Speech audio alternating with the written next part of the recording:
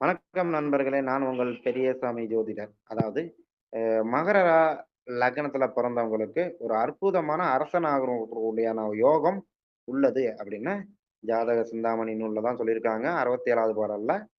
மகர லக்னத்தில் பிறக்க அதாவது லக்னத்தில கரிய நாகம்னு சொல்லக்கூடிய பாம்பு இருக்க, அதாவது ராகு இருக்க லக்னத்தில ராகு இருந்து 7ஆம் இடத்துல சந்திரன் இருந்து 9ஆம் இடத்துல சனி இருந்து, அ 12ஆம் இடத்துல சூரியன் இருந்தா அந்த ஜாதகன் மன சஞ்சலத்தோடு, அதாவது மனம் இறுக்கமா இருந்து, ஆனாலும் அரசாட்சி சூப்பரா கருணையோடு நடத்துவான் அப்படின்னு சொல்லப்பட்டிருக்கு.